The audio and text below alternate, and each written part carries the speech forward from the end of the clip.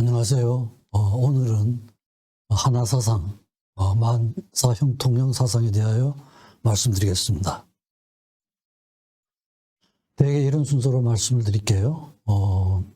토론 부분, 그 다음에 전번에 제가 말씀드린 그 건강과 하나사상이 어떻게 관련이 되는가, 역사적인 예들, 또 일상생활에서 이런 하나사상이 어떻게 적용될 수 있을 것인가, 그런 것과 또 이런 하나사상의 보편성, 만사형통형 보편성에 대해서 같이 말씀드리겠습니다.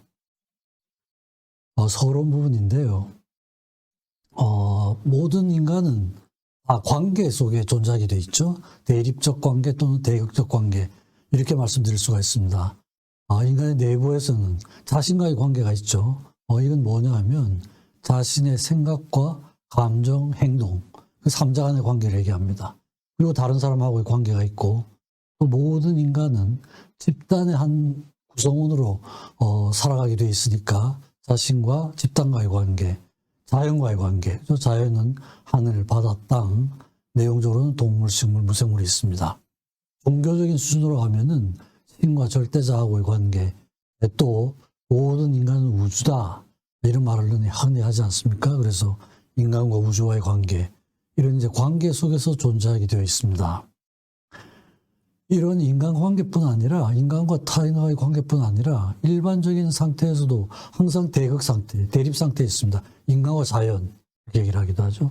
정치가와 국민, 흑과 백, 동과 서, 남과 북, 또 물건을 만든 사람과 쓰는 사람, 노사, 교수와 학생, 발표자와 발표를 듣는 사람, 노래하는 사람과 듣는 사람, 운동하는 사람과 구경하는 사람, 의사, 환자, 리더와 구성원, 항상 이렇게 서로 대립적인 이런 대극적인 상태에서 모든 게 존재하게 돼 있죠.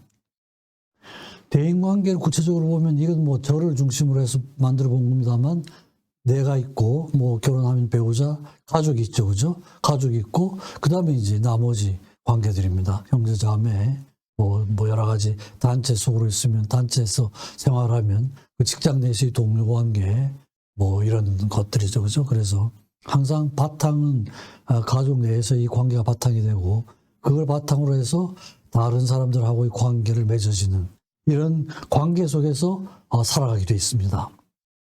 그래서 인간을 위시해서 세상 만사 모두 지금 말씀드린 것처럼 관계로 이루어져 있습니다. 그런데 이 모든 관계는 두 가지의 특성을 갖습니다. 하나는 조화로운 관계고 다른 하나는 갈등의 관계죠. 그렇죠? 이 두 가지 관계죠. 바람직한 관계는 조화로운 관계라고 할 수가 있죠. 이 조화로운 관계 중에서 가장 완벽한 조화로움이 둘이 하나가 되는 거죠.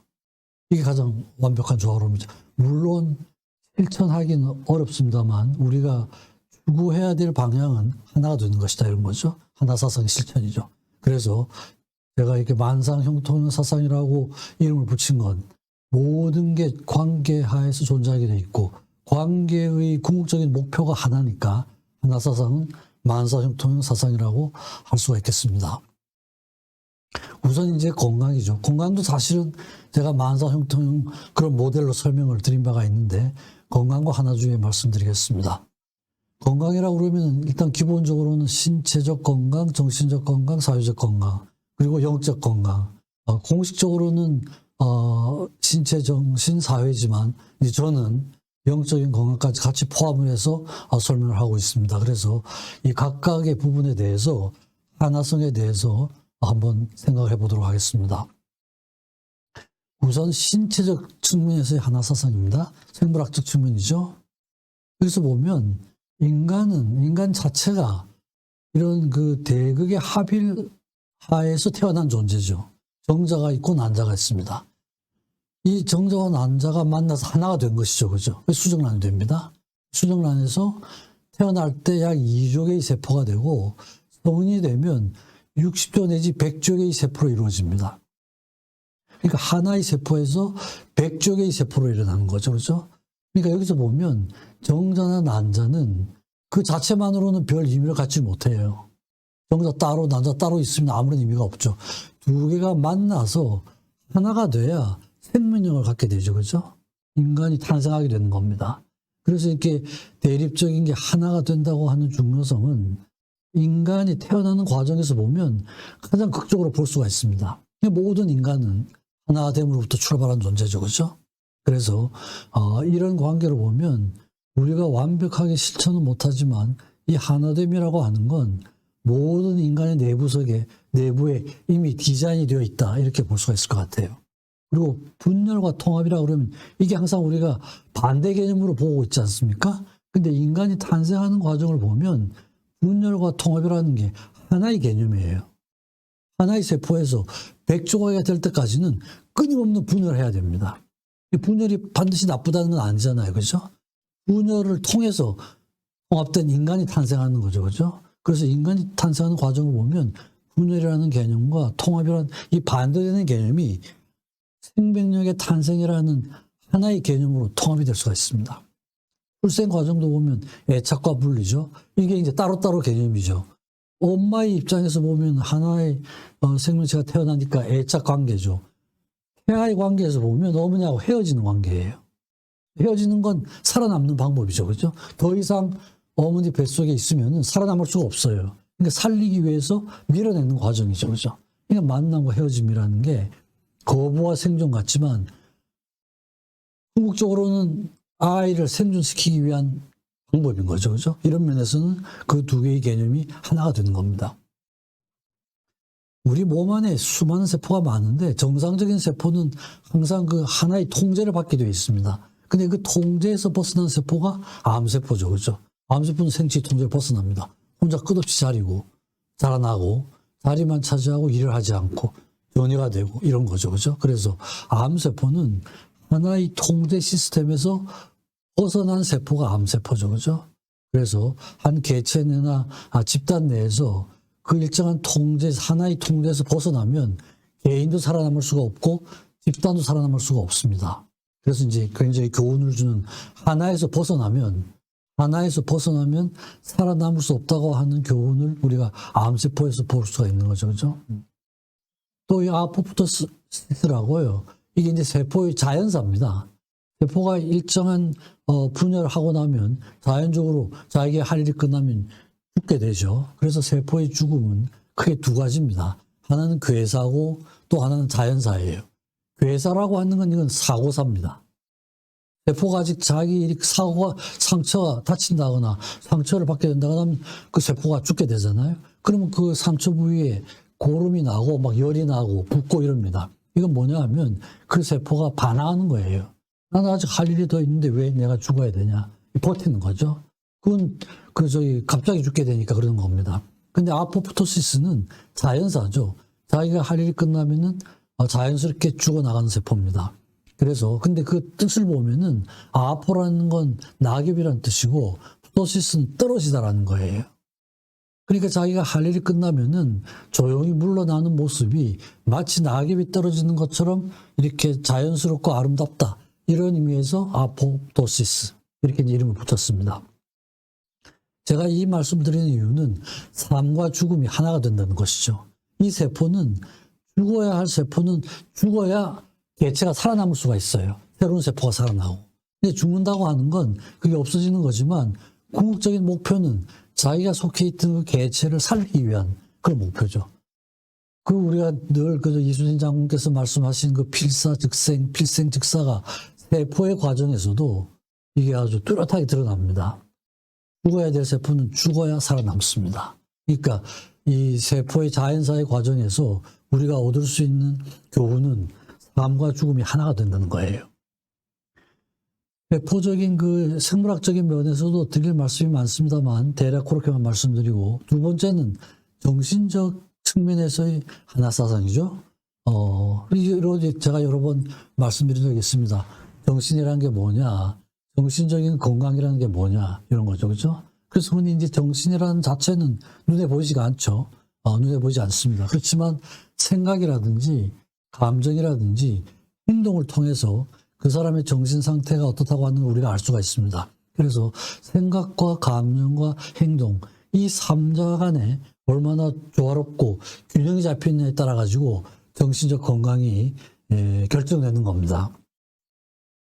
그래서 우리가 일반적으로 환자와 일반인, 성인을 이게 굉장히 다른 존재인 것처럼 생각하지만 이런 거 정신적인 건강 상태에서 보면은 이 세 그룹이 생각과 감정의 행동의 조화 상태로 같이 볼 수가 있습니다.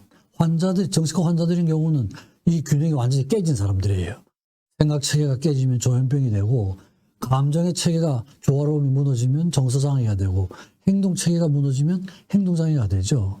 그래서 사고와 감정, 행동 체계가 완전히 무너지는 경우가 환자들이고, 일반인들인 경우에는 어느 정도 유지가 되는, 겉으로 보기에는 조화와 균형 상태가 유지되는 것 같이 보여요. 그렇지만 조금만 들어가 보면 엉망진창인 경우도 많습니다. 그렇지만 어느 정도 유지가 되는 사람, 성인들인 경우는 이건 완벽하게 균형을 맞춘 사람이죠. 그래서 공자의 말씀을 제가 자주 예를 드는데, 생각하는 대로 느끼고 느끼는 대로 행동을 하여도 도리에 벗어남이 없다, 이런 말씀을 하셨죠. 그러니까 이제 생각과 감정, 행동이 하나가 되는 상태, 조화로움에, 그죠? 이게 공자께서 70살 때 하신 말씀입니다. 70살 때. 그러니까 일반 사람들은 어려운 거죠. 그래서 가장 완벽한 조화는 하나가 되는 거죠. 생각과 감정과 행동. 그러나 성취하기는 불가능한 것이고, 항상 이제 생각을 해서 하면서 살아야 된다는 것이죠. 그래서 정신과에서 얘기하는 정신 분석이라든지 분석 심리라든지, 이게 이제 정신 의학에서는 가장 대표적인 두 개의 학설인데요. 정신 분석은 프로이드의 학설이고, 분석 심리는 유응의 학설입니다. 근데 결국은 이것도 하나예요. 정신을 크게 다시 의식과 무의식으로 나누죠. 무의식은 무한하고 의식은 유한한 상태예요. 근데 의식과 무의식이 완전히 떨어져 있으니까 무의식 상태를 의식화시키는 거죠. 그러니까 의식과 무의식을 하나에 가깝도록 만들어주는 과정입니다.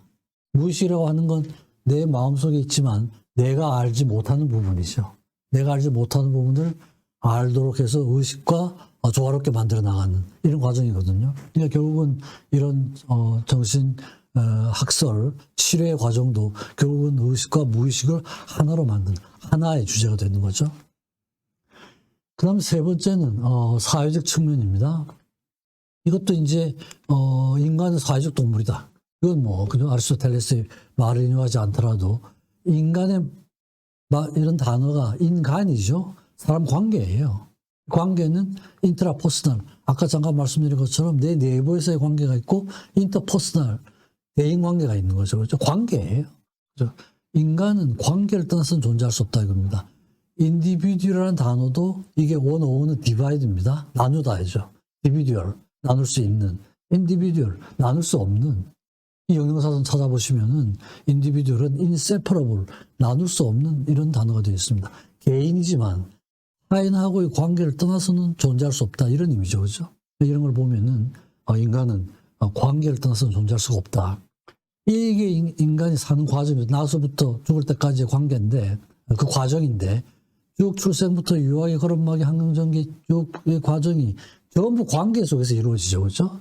관계의 대상이 조금씩 달라지는 거예요. 나이가 들면서. 또 그 관계는 직접적인 관계도 있고 간접적인 관계도 있죠. 그죠? 뭐 책을 본다거나 이러면 간접적인 관계가 되죠. 그래서 이 대인 관계에서 어떤 경험을 하느냐, 그 경험의 합이 인생이라고 할 수가 있는 거죠. 그죠? 그래서 그럼 이런 관계에서 나와 너가 가장 조화로운 관계는 하나가 되는 것이죠. 근데 하나가 되려면 어떻게 해야 될 것이냐. 이게 좌측에 지금 돼 있는 게 하나에 가깝게 가는 태도고, 우측이 하나에서 멀어지는 태도입니다. 대화를 하는 건 뭐겠어요, 그죠? 대화를 원활하게 해서 너와 나의 생각의 폭을 줄이는 거죠. 부드러운 태도, 평화로운 태도, 겸손한 신뢰, 용서, 인내, 뭐 여러 가지 쭉 많은데 뭐 오늘 다 말씀드리는 어려울 것 같고, 이 중에서 몇 가지만 말씀을 드리겠습니다. 평화로운 관계가 상당히 중요하잖아요. 그죠? 대인관계에서. 근데 평화라는 뜻은, 글자는 별을 공평하게 먹는다. 먹을 게 있으면 나하고 같이 먹는다는 얘기죠. 그렇죠? 그러니까 나하고 너하고 공평하게 하나같이 먹는다. 이런 의미가 평화의 의미입니다. 그러니까 이제 자꾸 남의 걸 욕심을 내고 이러니까 남의 나라에 쳐들어가기도 하고 자꾸 이러지 않습니까? 그죠? 그렇게 하면 안 된다는 얘기죠. 그죠? 사사로울 사자는 저 글자가 별을 혼자 먹는다 이런 뜻이 됩니다. 혼자 먹으면 안 되죠. 그죠? 그러니까 사의 상태가 아니라 화의 상태가 되어야 너와 내가 하나가 될 수가 있다는 거죠. 이 나눔의 정신이거든요. 이 나눔의 정신이 마음을 나누면 공감이 되잖아요. 그죠? 공감이라고 하는 건 나하고 너하고 마음이 하나가 된다는 얘기죠. 그렇죠? 그래서 이게 이제 상당히 중요하고 늘 강조해서 말씀드리는데 겸손한 태도죠. 그죠? 겸손한 태도. 자기를 낮춘다 이거죠. 날 낮추면은 상대방의 마음을 잘 볼 수가 있다 이런 거죠. 겸손한 태도가 상당히 중요한 거죠. 강과 바다가 늘 이렇게 왕이 될 수 있다 이런 얘기가 나오죠. 아래에 있기 때문에. 그리고 강과 바다가 아름다운 건 항상 아래쪽에 있으니까 모든 골짜기의 물을 가리지 않고 받아들이는 거죠. 물을 가리지 않아요. 골짜기의 물을 가리지 않고 하나처럼 받아들이는 거죠. 그래서 understand라는 말이 understand잖아요. 그죠? 아래에 쓴다는 얘기죠. 아래에 서야 남을 이해할 수 있다. 이해를 해야 하나가 될 수가 있다 이런 얘기죠. 그죠? 또 대인관계에서 용서를 할 수 있으면은 하나에 가깝게 갈 수가 있습니다. 근데 용서의 그 서자는 그 글자가 위에는 같을 여죠. 아래는 마음입니다. 같은 마음이란 뜻이죠. 같은 마음으로 받아들인다죠. 같은 마음으로 상대방을 그러니까 상대방하고 나하고 마음이 하나가 되는 거죠. 근데 이게 쉽지가 않잖아요. 그죠? 쉽지가 않아요. 잘못을 했을 때 잘못을 인정을 안 하면은 용서를 할 수가 없죠. 그죠? 잘못을 자기가 인정을 하고 사과를 할 때 그 사과를 하는 마음으로 내가 하나가 되는 거죠. 그게 용서가 되는 거죠. 이게 잘못해놓고 버티면은 용서할 대상이 없어지는 겁니다. 쉽진 않아요. 그죠? 일상생활에서 쉽지는 않습니다. 그래서 옛날 고전들도 보면 항상 용서의 교전이 많이 나오죠. 성경 같은 데 보면 7번뿐만 아니라 70번씩 7번이라도 용서해야 된다. 우리가 받아들여야 될 아주 소중한 가르침이죠. 그래서 인간의 발달 과정을 보면 극단적 이기주의, 자기 위주에서 이타주의로 나가는 거거든요. 그러니까 이제 이기주의에서 이타주의로 나가는데 이타주의가 되면 하나가 되는 거 아니겠습니까? 근데 이게 우리 내부에 디자인이 되어 있다 이겁니다. 모체와 태아하고의 관계를 보면 태아는 극단적 이기주의예요. 모체는 극단적 이타주의입니다. 물론 의도적으로 하는 건 아니에요. 의도적으로 하는 건 아니지만 그 디자인을 보면 이렇게 되어 있다는 거예요. 왜 이렇게 말씀드리냐 하면 태아는 자기의 영양분을 무조건 빨아들입니다. 모체로부터. 모체의 상태를 전혀 고려치 않아요. 무조건 자기가 필요한 걸 다 받아들이게 이렇게 디자인이 되어 있습니다. 모체는 자기의 몸 상태를 고려치 않고 모든 영양분을 1차적으로 태아한테 보내요. 극단적 이타주의죠. 자기는 막 상하고 병이 나더라도 태아에게 보내기. 이렇게 디자인이 되어 있습니다. 근데 이 디자인도 사실은 공생의 모델이에요. 태아도 살고 모체도 사는 모델입니다. 왜냐하면 태아기에는 무언가 부족하게 되면 이건 영원한 결함으로 남게 되죠. 건강하게 자랄 수 없게 돼버립니다. 그렇지만 모체는 일시적으로 부족하더라도 나중에 그것을 보충할 기회를 갖게 되죠. 이게 일시적으로 다 주더라도 태아도 살고 모체도 살고 공생의 모델이죠. 그러니까 인간 디자인이 이렇게 기가 막힌 디자인이 있는데 관계적으로 보면 태아는 극단적인 이기주의고 모체는 극단적인 이타주의예요. 제가 왜 이 말씀 드리냐 하면 우리의 마음속에 우리가 이렇게 태어났으니까 모든 인간의 마음속에 이것을 실천할 수 있는 그런 잠재적인 능력은 가지고 있다. 제가 이걸 말씀드리기 위해서입니다. 성인들은 극단적 이타주의죠. 그렇죠? 다른 사람을 위해서 자기를 버리고 보편타당한 가치를 위해서 자기를 버리고 그렇지만 자기를 버리지만 나중에 그 성인들은 또 살아남잖아요. 그렇죠? 육체적으로는 죽지만 그 사람의 그런 행동이 교훈이 돼가지고 다른 사람들의 마음속에 살아있으면 그 성인은 살아있는 것이죠. 그렇죠? 이 극단적 이타주의를 하지만 궁극적으로 보면 극단적 이기주의하고 하나가 되는 이런 관계인 거죠. 그렇죠? 뭐 사랑이죠. 그렇죠? 결국은 둘이 하나가 되는 것 중에 사랑만한 게 없잖아요. 그렇죠? 목자에서도 겸의 사상을 얘기를 하기도 하고 안창호 선생님이 얘기했다. 자신을 사랑하고 자신을 사랑하는 마음으로 남을 사랑한다.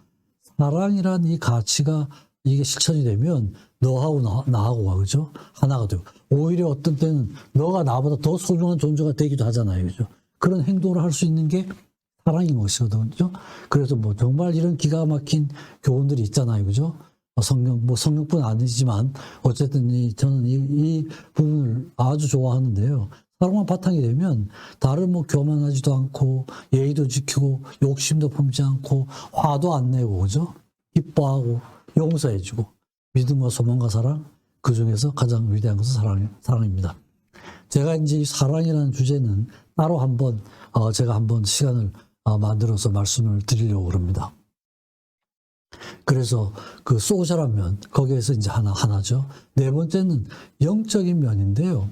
영적인 면을 다루는 분야가 몇 가지가 있죠. 종교, 문학, 철학, 예술 이런 부분에서는 영적인 요소를 다루고 있습니다. 그래서 그런 부분에서 어떻게 하나 사상이 실천되고 있는가, 뭐 우리의 전통 문화도 좀 살펴보고 같이 좀 살펴보도록 하겠습니다.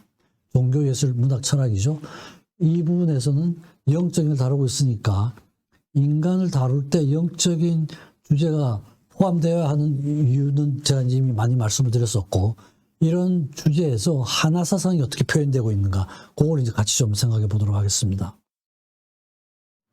종교라는 말도 어원을 보면 리전이에요.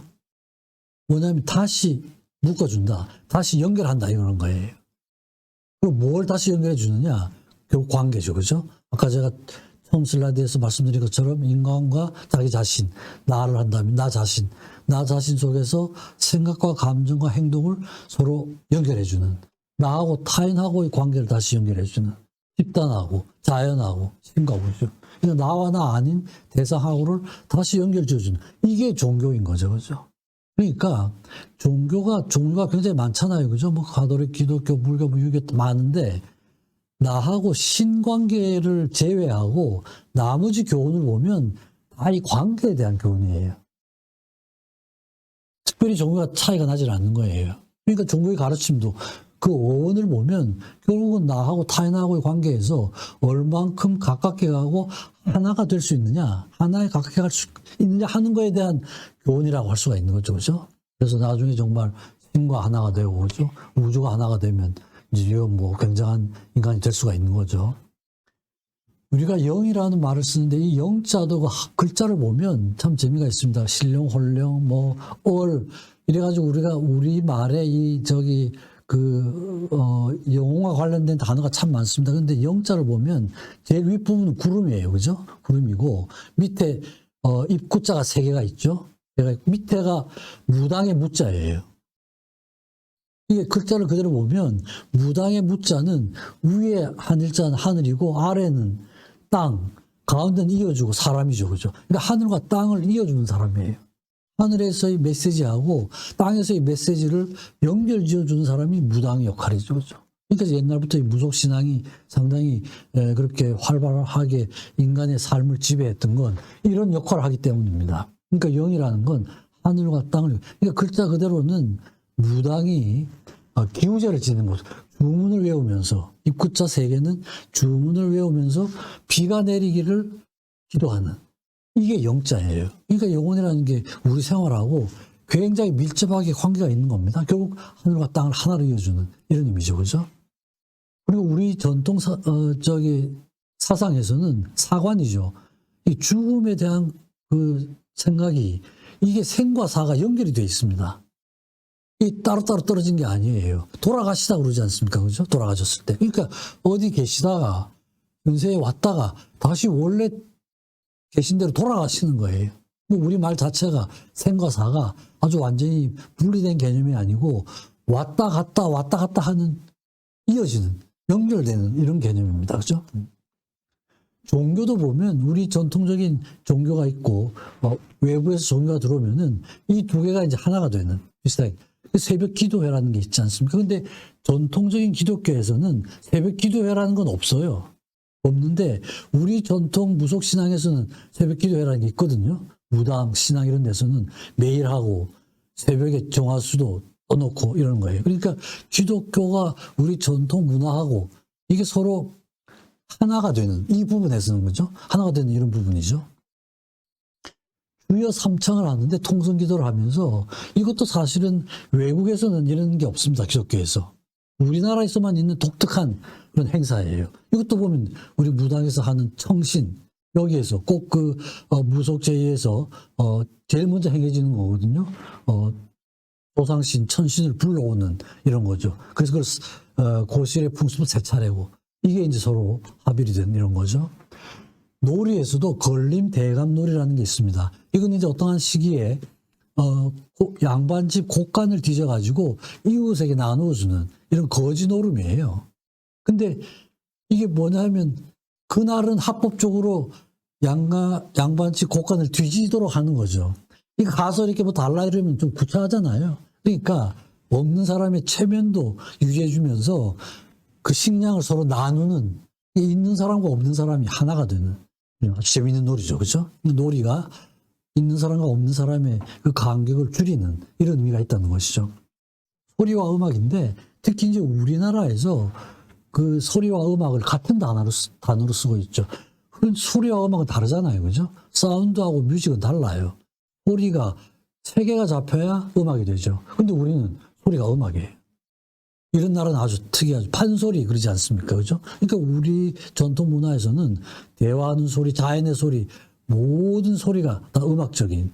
우리가 음악이 굉장히 발달하는 이유가 BTS 그룹 같은 게 우연히 나오는 게 아니죠. 이런 전통의 바탕을 두는 그런 그룹이라고 할 수가 있죠. 하나사상이죠. 그죠? 소리와 음악이 하나가 되는 그런 겁니다. 옛날 우리 김정희 같은 분들은 여러 가지가 있지만 시와 서와 화, 시, 그림이 하나가 되는 글자를 그림의 구도를 가지고 썼다고 그러잖아요. 그림과 서예는 독립적이죠. 근데 이제 그걸 하나로 만드는. 하나로 하면서 새로운 어떤 가치를 창출하는 이런 문화가 우리한테 있다는 거죠. 그렇죠?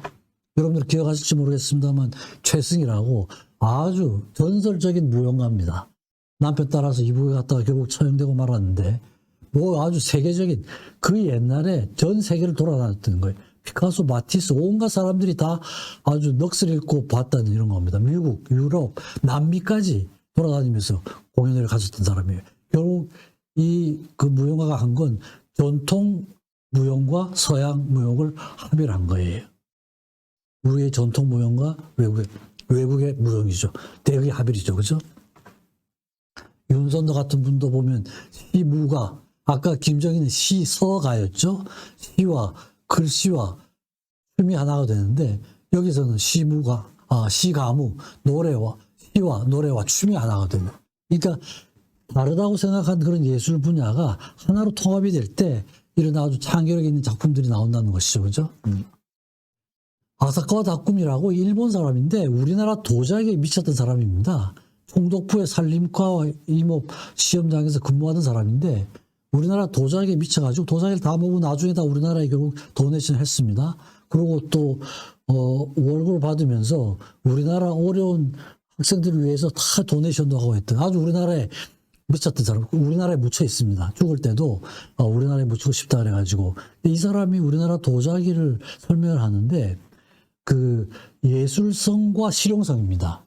어떤 도자기든지 실용성이 뛰어나면 예술성이 떨어지고 예술성이 뛰어나면 실용성은 떨어지는데 우리나라 도자기는 실용성도 갖추고 있으면서 예술성까지 갖추고 있다. 실용성과 예술성이 하나가 됐다는 거죠. 그렇죠?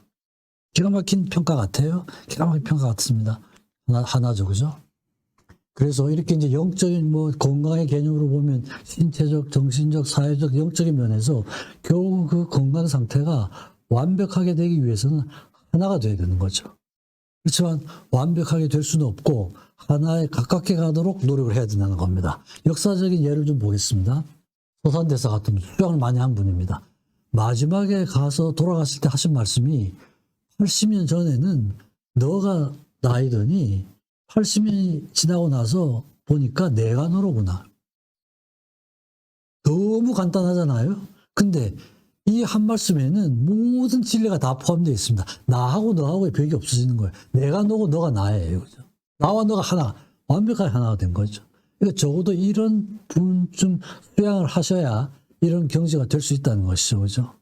이렇게 간단한 돌아가실 때쯤 남기신 마지막 말씀입니다. 간단하지만 그죠? 일반 사람들은 성취할 수 없는 경지죠. 황희정승 여러분들 잘 아시죠? 굉장한 관리였죠. 그죠? 굉장한 신하였죠. 늘 이렇게 이런 겁니다.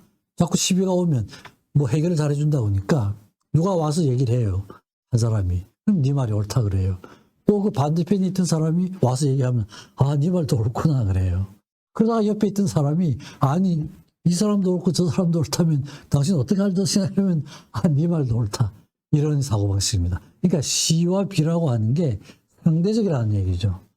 C와 B라는 게 옳고 그름이라는 게 상대적으로 보면 시비가 있지만 절대적인 관점에서 보면 시비의 차이가 없다는 겁니다. 아주 불교학적 그런 얘기죠.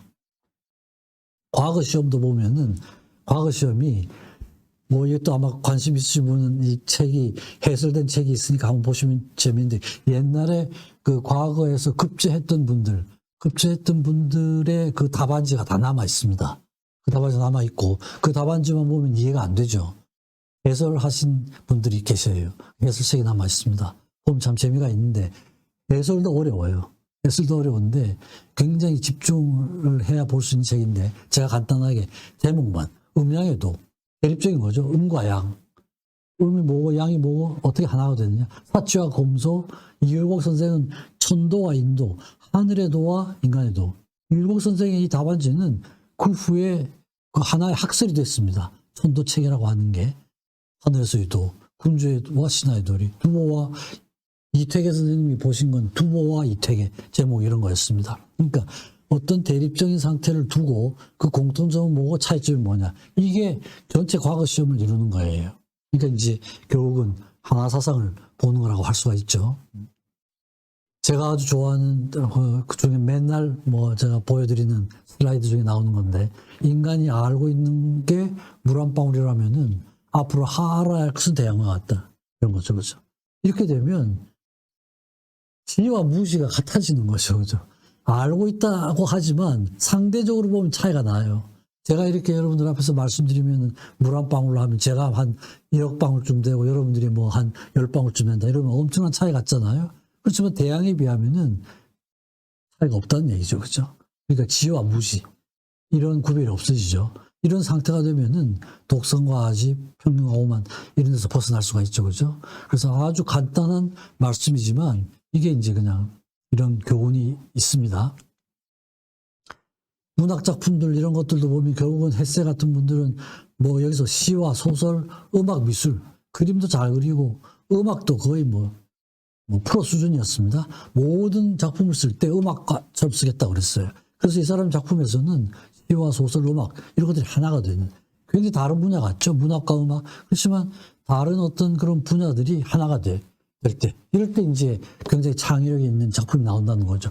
그림도 엄청 잘 그렸습니다. 그래서 헤세는 죽었을 때 큰아들은 아버지의 그림을 정리를 하고 작은 아들은 문학 작품을 정리를 하고 그랬던 스토리가 있습니다. 시바이처 박사도 여러 가지 분야가 있죠. 신학, 철학, 의학, 음악 다 인간에 대한 학문이죠. 인간에 대한 학문, 관계에 대한 학문입니다. 다 필요에 따라서 전부 이걸 다 하고 이런 거 인간에 대한 모든 학문이 시바이처 박사 안에서 하나가 돼가지고 그런 이제 거의 성인의 경지에 도달한 이런 겁니다. 그래서 아주 다양한 분야들이 우리 내부에서 하나가 될 때 새로운 어떤 창의력이 있는 그런 아이디어가 생길 수가 있다. 이런 걸 말씀드릴 수가 있습니다.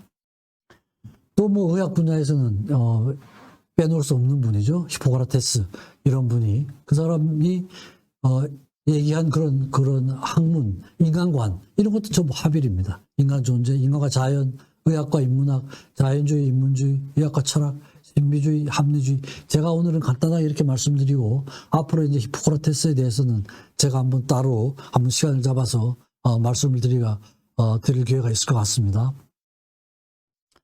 베토벤 베토벤이죠. 그죠? 이 사람도 인류 음악 역사상 가장 뛰어난 작곡가로 알려져 있지만 그 작품의 특성은 하나사상이에요.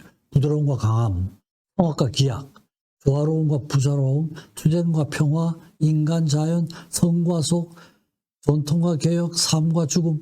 일단 제가 제목을 말씀드리고 이런 대립적인 어떤 가치가 하나가 된 게 베토벤 음악의 핵심 서상이라고 할 수가 있는데 이 자세한 내용은 앞으로 이어지는 제가 강의에서 자세하게 한번 말씀을 드리겠습니다. 미켈란젤로도 마찬가지입니다. 어떤 분야든지 어떻게 이렇게 시간과 공간을 초월하는 작품을 만든 사람들은 합일, 대립적인 거의 합일입니다. 건축과 회화, 조각, 신과 인간, 시와 문학, 자유와 구속, 주관, 객관, 물질과 정신, 이교도, 기독교, 현실주의, 이상주의, 신화, 종교, 철학, 예술, 완성, 미완성. 그죠? 하나하나 제가 다 말씀드릴 수는 없는데 어쨌든 그림을 그렸지만 시집도 내고 뭐 문학에 대한 관심도 엄청 많았던 사람입니다. 그러니까 아주 다양한 분야들이 하나가 될 때 이런 작품을 만들 수가 있다고 하는 걸 제가 말씀드리는 겁니다. 그래서 이런 사상이 우리가 이제 그 건강에서도 볼 수가 있고 일상에서도 볼 수가 있고 여러 가지 문학 작품에서도 볼 수가 있고 그런데 결국은 일상생활에서 그걸 보면은 우리가 바다를 보죠. 바다는 아까 말씀드렸지만 하나죠. 우리가 또 5대양이라고 이렇게 나누지만 그건 인위적으로 나눈 거죠. 모든 바다는 연결이 되어 있습니다. 하나입니다. 인간이 자기의 별사 대서양, 태평양 뭐 이런 식으로 나누고 있지만 바다는 하나죠. 그죠? 우리가 바다를 보면 기분이 좋은 게 바다는 하나 사상을 실천하고 있기 때문에 그래요. 그리고 우리 마음속에는 우리가 실천하고 싶은 어떤 욕구나 소망이 우리가 느끼지는 못하지만 바다를 통해서 본다는 것이죠. 그죠?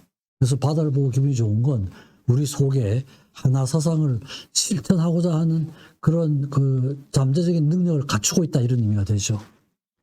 늘 제가 일상생활에서 말씀드리면 경주를 제가 예를 드는데 경주는 이게 통째로 하나 사상입니다.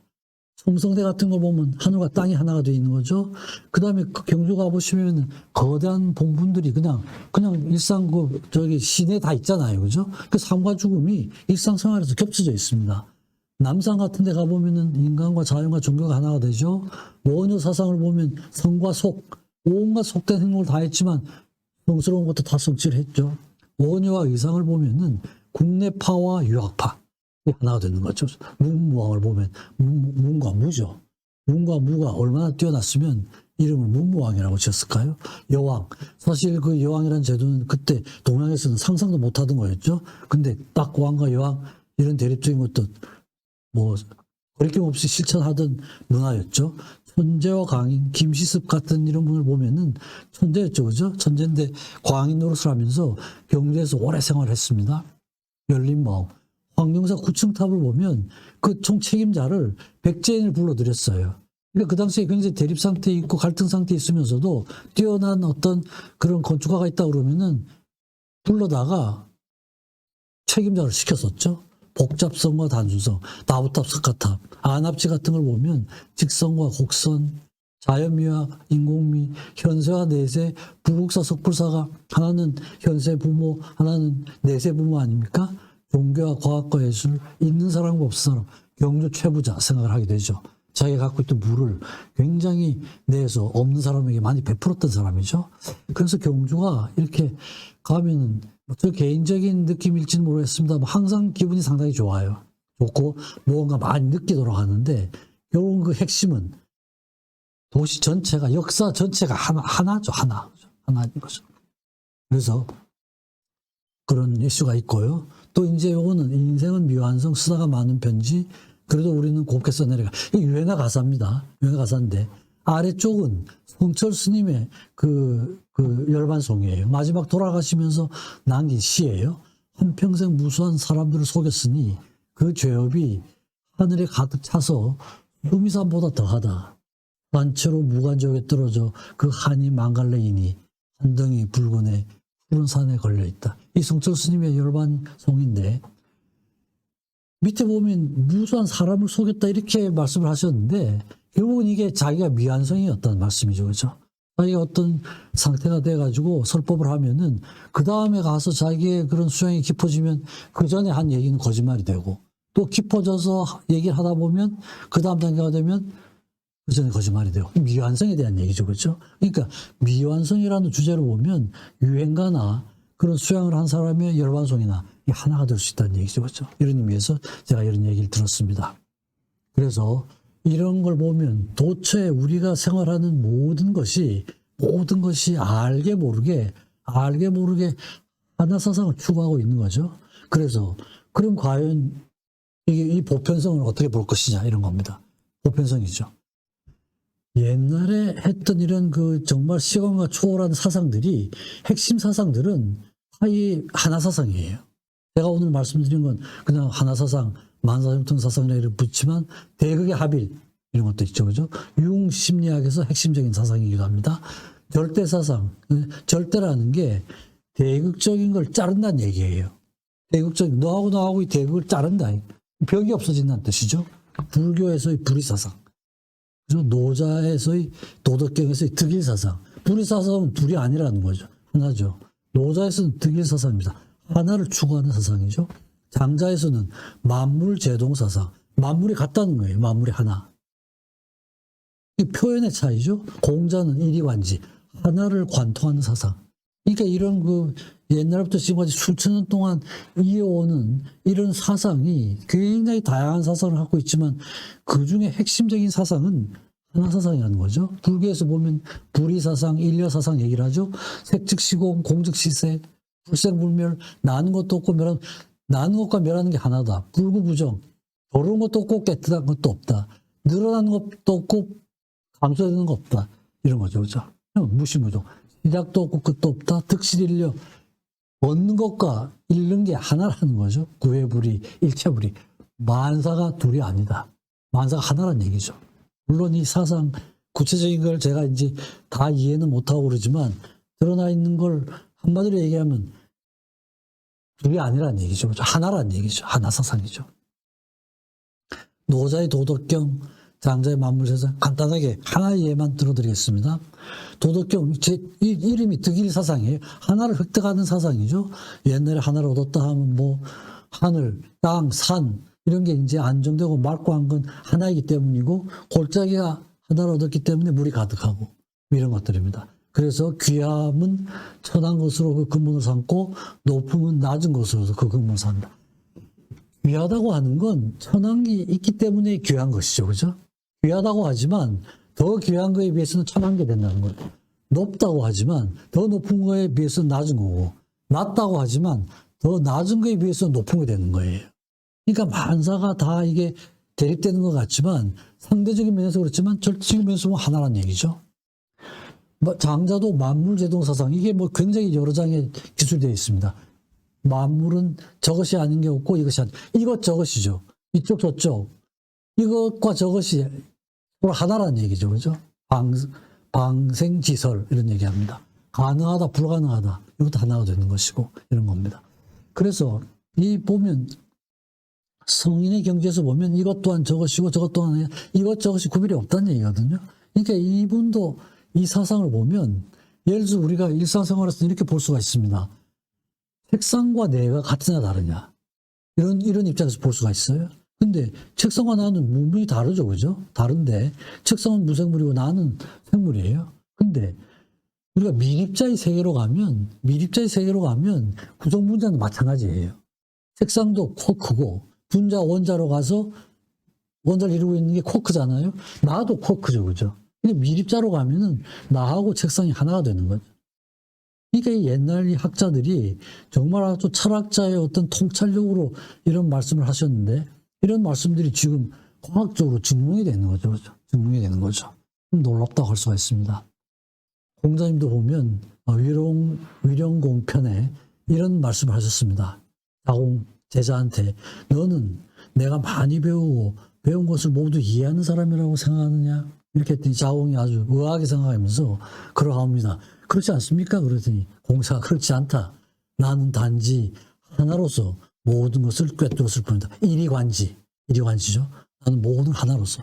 그러니까 노자, 불교, 장자, 공자님들이 표현의 방법은 다른데 핵심 주제는 하나예요. 그렇죠? 하나. 우리는 일상생활에서 다 하나를 볼 수가 있잖아요. 그죠? 그래서 요약을 말씀드리겠습니다. 처음에 말씀드린 것처럼 세상 만사 관계로 이루어져 있습니다. 모든 관계는 두 가지의 특성을 갖는데 하나는 조화로운 관계고 다른 하나는 갈등의 관계입니다. 그리고 모든 관계는 조화로움을 궁극적인 목표로 삼는 거죠. 그죠? 갈등이 꼭 나쁜 건 아니에요. 갈등을 통해서 보다 나은 차원으로 발전할 수도 있는 거죠. 그죠? 가장 완벽한 조화로움이란 하나사상의 실천이라고 할 수 있습니다. 그래서 이런 관점으로 보면 하나사상이란 만사형통형 사상이라고 할 수가 있습니다. 완벽한 하나사상의 실천은 불가능하고 단지 하나의 추구 방향이라고 할 수가 있습니다. 그래서 내가 있고 나 아닌 다른 게 있죠. 내가 내 속에서 하나를 성취함으로써 다른 것과 하나를 성취한다 이런데 내가 내 속에서 하나를 성취하는 게 이게 불가능한 일이거든요. 불가능한 일이지만 추구해 노력해야 될 방향은 그 방향으로 해야 되겠다. 이런 걸 말씀드리면서 제 강의를 끝내도록 하겠습니다. 네, 경청해 주셔서 감사합니다.